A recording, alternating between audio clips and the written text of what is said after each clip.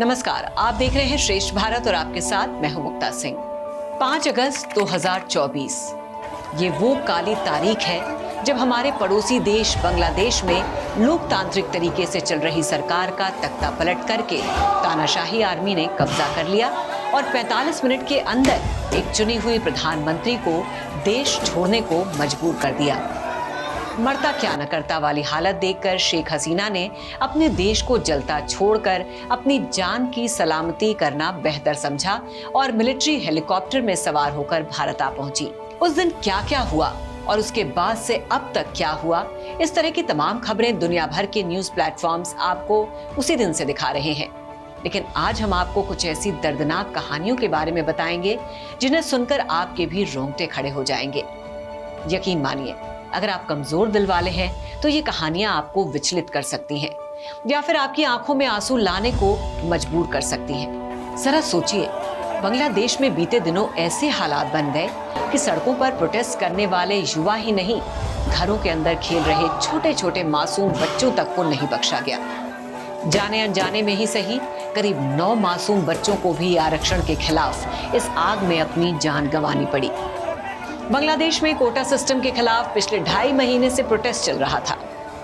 अब 18 जुलाई की बात है। बांग्लादेश यूनिवर्सिटी में पढ़ने वाला मीर मुग्धो राजधानी ढाका में प्रोटेस्ट कर रहे स्टूडेंट्स तक खाना, पानी और बिस्किट पहुंचा रहा था। तभी बांग्लादेशी पुलिस ने फायरिंग कर दी और मुग्धो को गोली लग गई, जिससे मौके पर ही उसकी मौत हो गई। ये नजारा देख प्रोटेस्ट कर रहे स्टूडेंट्स बुरी तरह भड़क गए और यहीं से आंदोलन की चिंगारी ऐसी भड़की कि पीएम शेख हसीना की सरकार गिराने के बाद ही जाकर शांत हुई।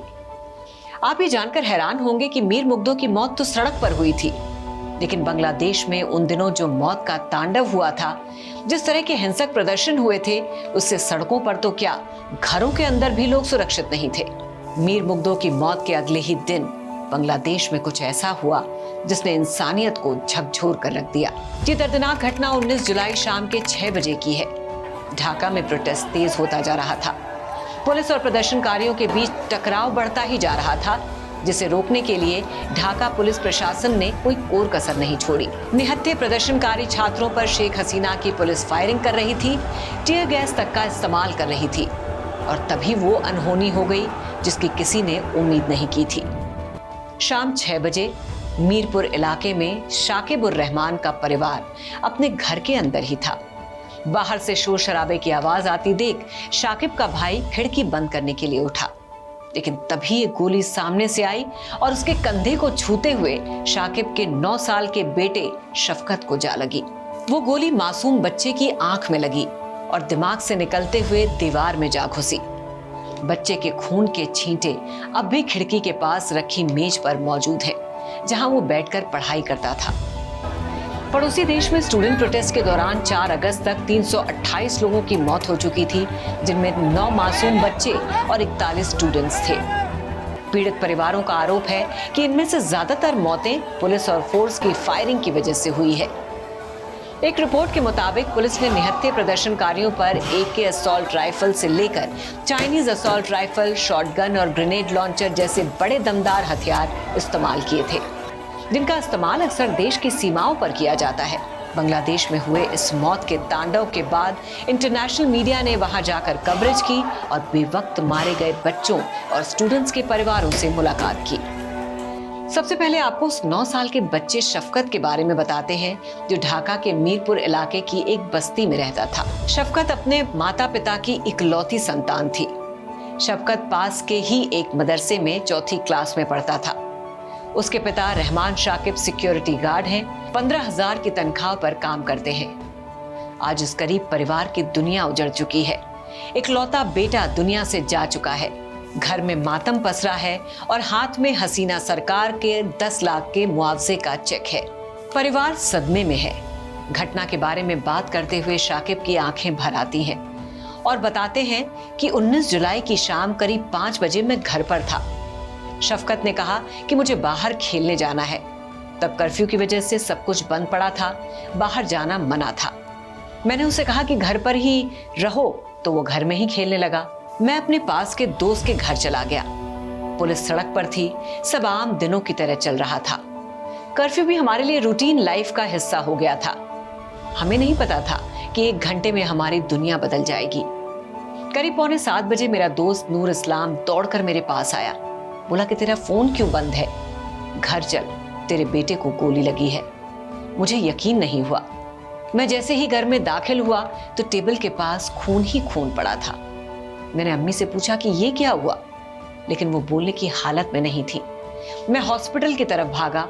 वहां पहुंचने पर पता चला कि मेरे भाई को कंधे पर गोली लगी है और उसे टांके लगाए जा रहे थे और बेटा अब इस दुनिया में नहीं रहा।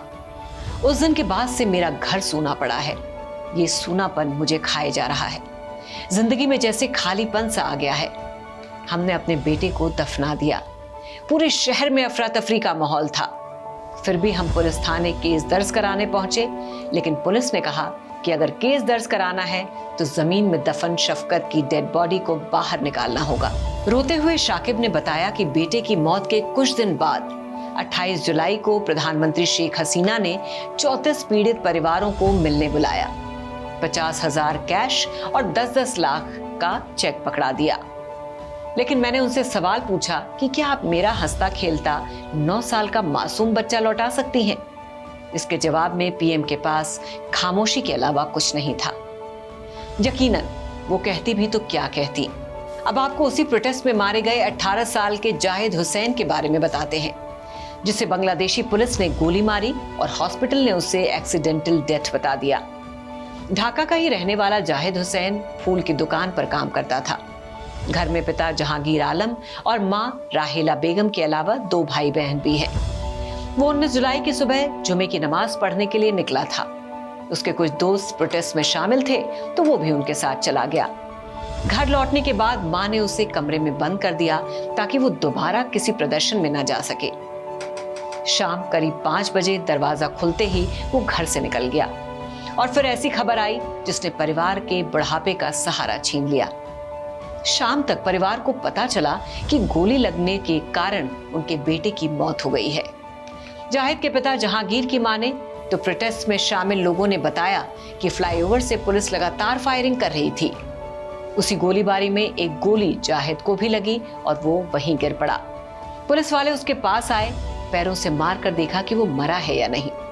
वहां जाहिद की लाश पड़ी थी और पुलिस किसी भी स्टूडेंट को उसके पास जाने नहीं दे रही थी। जब पुलिस वहां से गई तब जाहिद के दोस्त उसे उठाकर हॉस्पिटल ले गए, लेकिन वो पहले ही दम तोड़ चुका था।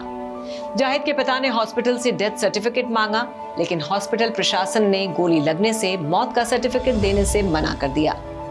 परिवार से कहा गया कि इसमें एक्सीडेंटल डेथ का ही सर्टिफिकेट मिलेगा। जाहिद की मौत के बाद से ही पुलिस ने उसके बड़े भाई राहत को धमकाना शुरू कर दिया, जिसके बाद दहशत में आया पूरा परिवार ढाका छोड़कर अपने गांव चला गया। अब एक ताजा घटना के बारे में आपको बताते हैं। तुरीन अफरोज, जो कि बांग्लादेश के बड़े वकीलों में से एक हैं और पूर्व प्रधानमंत्री शेख हसीना की सपोर्टर रही हैं, 5 अगस्त की घटना का जिक्र करते हुए तुरीन अफरोज बताती हैं कि मैंने टीवी पर देखा कि शेख हसीना देश छोड़कर चली गई हैं। मैं न्यूज देख रही थी कि बाहर क्या चल रहा है, तभी मेरे बेडरूम में 2 लड़के घुस आए। मैं घबरा गई। मैं सोच रही थी कि मेरे बेडरूम तक कोई पहुंचा तो कैसे पहुंचा। उन लड़कों ने गुस्से में मुझसे कहा कि मैं भारत क्यों नहीं गई। उन्होंने मेरे बाल काट दिए, पैरों में पेंसिल की नोक चुभा दी। मुझे नहीं पता था कि वो दोनों कौन थे, लेकिन देखने में बच्चों के जैसे ही लग रहे थे। अब तो आप समझ ही गए होंगे कि किस कदर बुरे हालात हैं हमारे पड़ोसी देश बांग्लादेश में। सत्ता की लड़ाई में हमेशा आम लोग ही मारे जाते हैं। बांग्लादेश से प्रोटेस्ट के वक्त के कई दिल दहला देने वाले वीडियो सामने आ रहे हैं, जिसमें पुलिस निहत्थे प्रदर्शनकारियों पर फायरिंग करती नजर आ रही है। इंटरनेशनल मीडिया की माने तो पुलिस ने प्रदर्शनकारियों को रोकने के लिए कई तरह के घातक हथियारों का इस्तेमाल किया था। 20 जुलाई को वायरल हुए वीडियो क्लिप में बांग्लादेशी अफसर एक ही पैटर्न की असॉल्ट राइफल से फायरिंग करते नजर आ रहे हैं, तो वहीं कुछ अफसर चाइनीज टाइप 56-1 असॉल्ट राइफल से फायर करते दिखे। इस तरह के तमाम वीडियो सामने आने के बाद ब्रिटेन और कनाडा जैसे देश बांग्लादेश में हुई हिंसा और विरोध प्रदर्शनों की यूनाइटेड नेशन से जांच करवाने की मांग कर रहे हैं। यूएन के महासचिव एंटोनियो गुटेरेस के एक स्पोक्सपर्सन ने कहा कि वो नस्ली आधार पर होने वाले किसी भी तरह के हमले या हिंसा भड़काने के खिलाफ हैं। वहीं बांग्लादेश की नई अंतरिम सरकार में home affairs adviser M Sakhawat Hussain ने भी ये माना कि पुलिस आम लोगों पर ताकत का इस्तेमाल कर रही थी। वो कहते हैं कि प्रोटेस्ट के दौरान सिर्फ पुलिस वालों की मौत नहीं हुई है, बल्कि करीब 400 से 500 लोगों की जान गई है। सखावत हुसैन कहते हैं कि हमें सभी मामलों की जांच करानी चाहिए और यूनाइटेड नेशन से भी जांच में मदद लेनी चाहिए। कुछ सनसनीखेज आरोप ऐसे भी हैं जिनमें कहा जा रहा है कि प्रोटेस्ट के दौरान पुलिस और फोर्स ने प्रदर्शनकारियों पर हेलीकॉप्टर से भी फायरिंग की थी। इसे लेकर ढाका हाई कोर्ट सख्त है। कोर्ट ने एक याचिका की सुनवाई करते हुए कहा कि प्रदर्शनकारियों पर हेलीकॉप्टर से फायरिंग करने वाले और फायरिंग का ऑर्डर देने वाले सभी दोषी हैं। उन सब पर एक्शन होना चाहिए।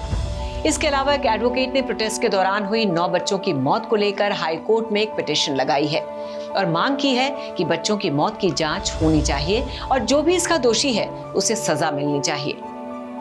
तो इस खबर के बारे में आप क्या सोचते हैं, आपकी क्या राय है, हमें कमेंट करके जरूर बताइए। तो फिलहाल के लिए बस इतना ही। देश और दुनिया की बाकी खबरों के लिए देखते रहिए श्रेष्ठ भारत। श्रेष्ठ भारत पर खबरों से जुड़े रहने के लिए चैनल को सब्सक्राइब और लाइक करें, बेल आइकन दबाएं और देखते रहें श्रेष्ठ भारत।